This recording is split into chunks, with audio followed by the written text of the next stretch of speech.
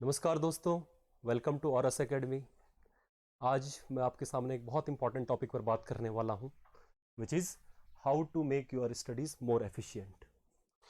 मेरे को फिजिक्स पढ़ाते हुए 10 साल हो गए हैं कॉम्पिटिटिव एग्जाम के लिए, पर्टिकुलरली आईआईटी जेईई एडवांस के लिए।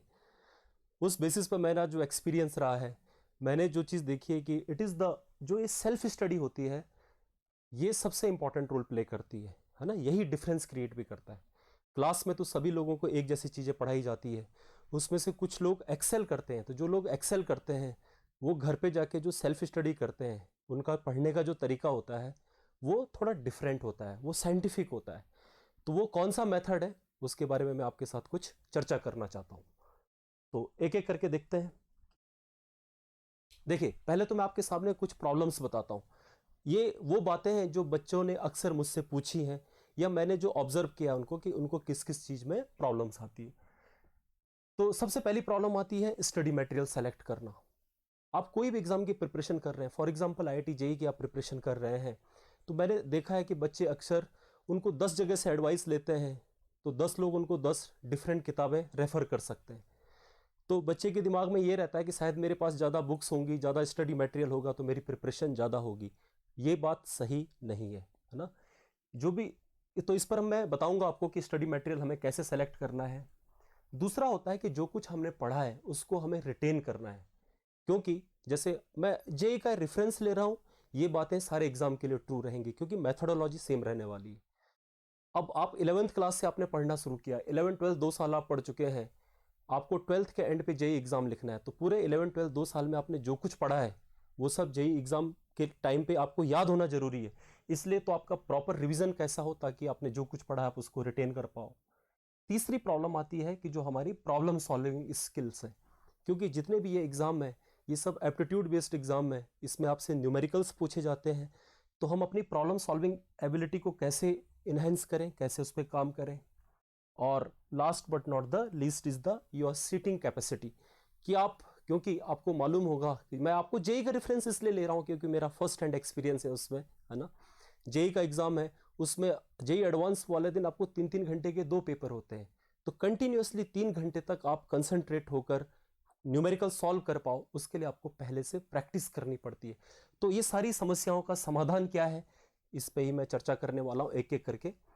चलिए, तो नेक्स्ट आता हमारे पास, सबसे पहली बात करते हैं हम लोग स्टडी मटेरियल की। तो जो भी सब्जेक्ट आप पढ़ रहे हैं, है ना, उसके लिए जो आप स्टडी मटेरियल सेलेक्ट कर रहे हैं, तो ये 3 इंपॉर्टेंट पॉइंट्स है भाई, जो कि आपको विशेष ध्यान रखना चाहिए। सबसे पहली बात, जो भी स्टडी मटेरियल है वो ऑथेंटिक हो। क्योंकि मैं आपको अगेन एग्जांपल लेता हूं फिजिक्स सब्जेक्ट का। मान लो आप फिजिक्स पढ़ना चाहते हैं आईआईटी जेईई के लिए, तो फिजिक्स में तो बहुत सारी हजारों किताबें हैं, है ना। बहुत सारी इंडियन ऑथर्स की किताबें हैं, फॉरेन ऑथर्स की भी किताबें, कुछ किताबें बहुत रिनाउंड किताबें हैं, है ना, जो कि वर्ल्ड वाइड चलती है। तो इसलिए हमें कन्फ्यूजन होता है कि हम कौन सी किताब को सेलेक्ट करें, कौन सी बुक रेफर करें, कौन सी ना करें। प्लस आप अगर कहीं कोचिंग करते हैं तो वहाँ से भी आपको स्टडी मटेरियल प्रोवाइड किया जाता है। तो it creates kind of a lot of confusion, है ना।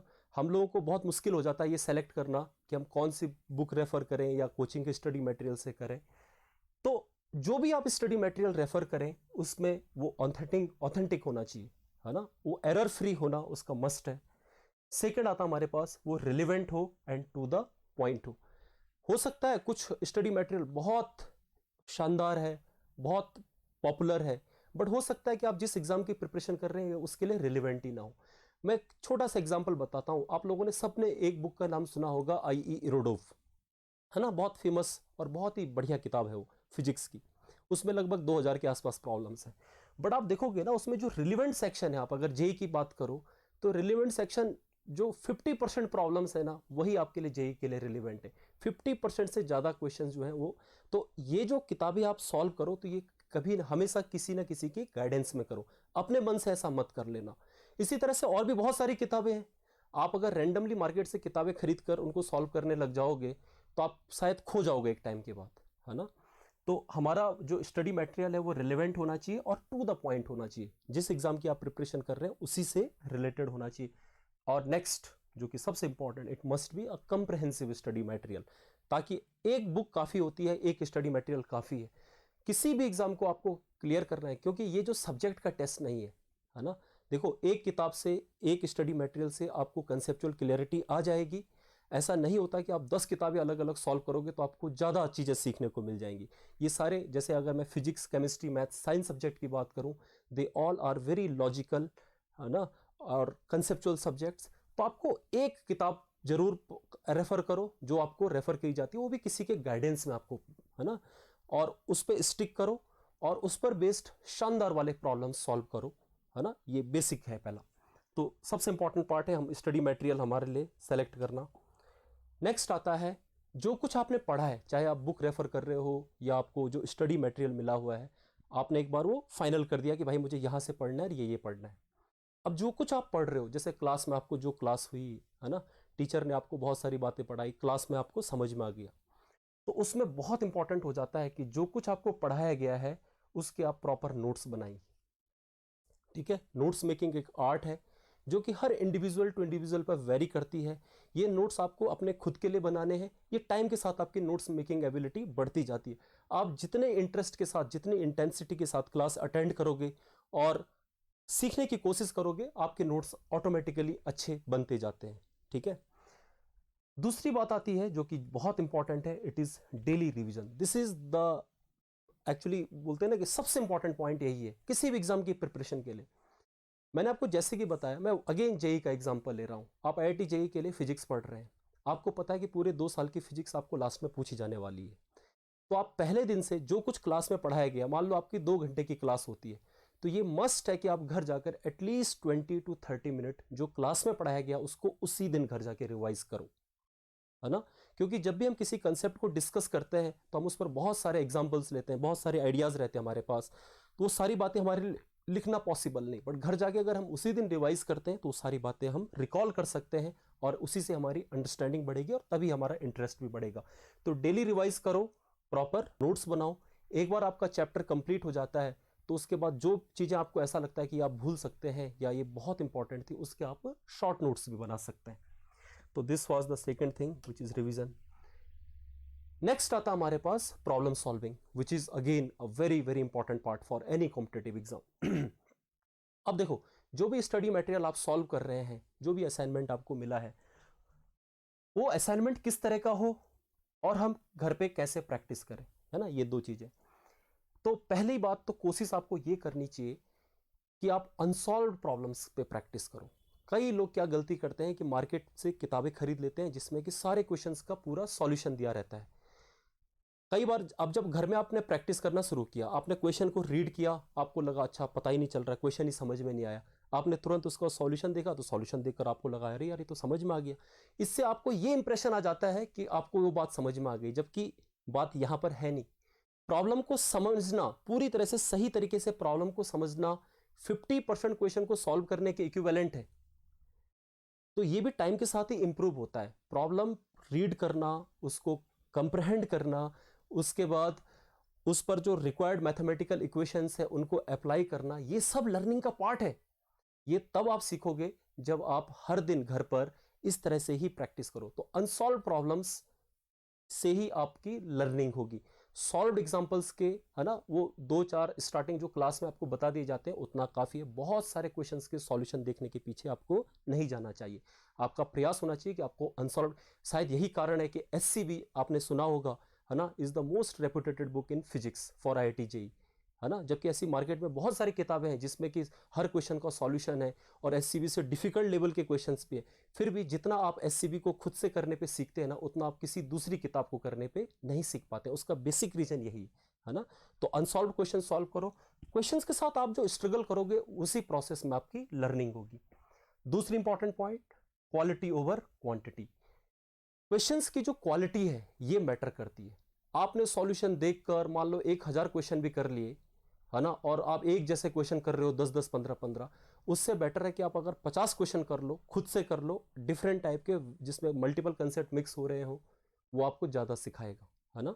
तो you should always focus on quality instead of quantity. Third is time limit. देखो, क्वेश्चंस को टाइम लिमिट में करने की आपको ना घर से ही आदत अभी से हो जानी चाहिए, जब पहले दिन से ही आप ऐसी प्रैक्टिस करो। क्योंकि आपको पता है जो भी आप टारगेट एग्जाम होगा उसमें आपको वही 20 क्वेश्चंस इस सब्जेक्ट, मान लो 60 क्वेश्चंस आपको सॉल्व करने 3 आवर्स में, है ना। जैसे मैं जेई मेन की अगर बात करूं, तो जब तक आप घर पे उसकी प्रैक्टिस नहीं करोगे ना, तो you will always find that you are, है ना, तुम्हें लगेगा कि टाइम हमारे पास बहुत कम बचा है। तो आपको घर से ही उसकी प्रैक्टिस करनी पड़ेगी। नेक्स्ट आता है कि डूज एंड डोंट्स। देखो, जब भी आप घर पे सीट सॉल्व करो तो 2-3 बातों का विशेष ध्यान रखो। आप देखो, बहुत कुछ अच्छी आदतें होती है, जैसे जो भी आपको असाइनमेंट मिला है, तो सबसे पहले जब भी सीट सॉल्व करने चलो ना, स्टार्टिंग में आप ये रूल बना दो कि पहले मैं ये 5 क्वेश्चन अटेम्प्ट करूंगा।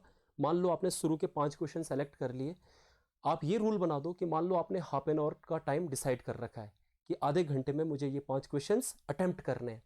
तो आप जब तक वो 5 क्वेश्चंस अटेम्प्ट नहीं हो जाए तब तक आप टेबल चेयर से उठो मत। ये रूल बना लो, आधे घंटे के लिए हम लोग आसानी से बैठ सकते हैं स्टार्टिंग में।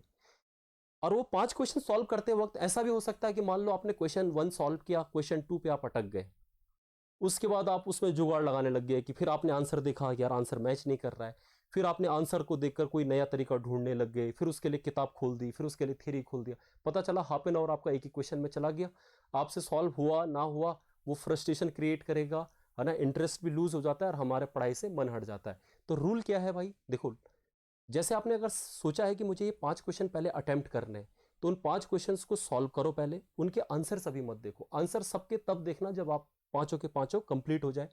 और रूल बना दो कि मुझे एक क्वेश्चन को 5 मिनट या 6 मिनट से ज्यादा नहीं देने हैं। आप क्वेश्चन को केयरफुली रीड करो, देखो इसमें कौन सा कंसेप्ट लग रहा है, कोई मैथमेटिकल इक्वेशंस कौन सी लग रही है। अगर मान लो आपको बिल्कुल ही क्लिक नहीं कर रहा है, उस क्वेश्चन को स्किप कर दो, अगले क्वेश्चन में आ जाओ। एक बार आपने 5 क्वेश्चन अटेम्प्ट कर दिए, फिर आप आंसर मैच करो, फिर देखो कि किस क्वेश्चन में दिक्कत है।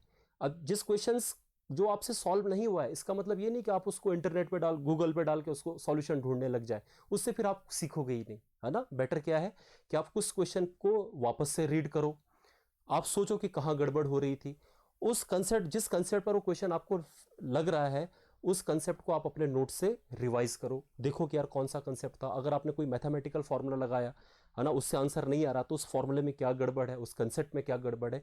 जब आप इन चीज़ों को सोचोगे तब जाके आपको क्लैरिटी आने वाली है। तो ये बहुत इंपॉर्टेंट पॉइंट था, है ना। आपको टाइम लिमिट के साथ क्वेश्चंस को सॉल्व करना है। स्टार्टिंग आप 5 क्वेश्चन से करो, धीरे धीरे आप इसको 10 क्वेश्चन तक ले जाओ, फिर आप आधे घंटे को 1 घंटे में, क्योंकि आपको जेई वाले दिन 3 घंटे तक लगातार फोकस्ड होकर कंसंट्रेशन के साथ प्रॉब्लम्स को सॉल्व करना है। तो आप धीरे धीरे आप अपना सिटिंग टाइम को बढ़ा सकते हैं, आधे घंटे से 1 घंटे कर दो, 1 घंटे से 1.5 घंटे कर दो। एक टाइम ऐसा आएगा जब आप 2 घंटे 2.5 घंटे तक आप कंसंट्रेशन के साथ घर पर बैठ सकते हैं। और देखो, पहले दिन से जैसे जैसे टाइम बढ़ता जाएगा, आपकी प्रॉब्लम सॉल्विंग स्किल वैसे भी बढ़ती जाएगी, तो ये टाइम के साथ साथ और इंप्रूव होता जाएगा। नेक्स्ट हमारे पास है सिटिंग कैपेसिटी, जिस पर कि मैं ऑलरेडी आपको चर्चा कर चुका हूं, है ना, कि सिटिंग कैपेसिटी को हमें कैसे बढ़ाना होता है। आप स्टार्ट करो हाफ एन आवर के साथ, धीरे धीरे आपको खुद ही पता नहीं चलेगा। एक बार देखिए, ये साइंस सब्जेक्ट है, खासतौर से फिजिक्स केमिस्ट्री मैथ्स की, वैसे सारे सब्जेक्ट में यही बात होती है। अगर आपको चीज़ें समझ में आती है तो आपको उसमें इंटरेस्ट आएगा, है ना। चीज़ें समझ में कब आएगी, जब आप क्लास में फोकस्ड रहो, जब आप डेली घर जाके रिवाइज करो और उस पर न्यूमेरिकल सॉल्व करो, तो believe me it is really fun. ठीक है, ओके बच्चों, I wish you all the best, thank you.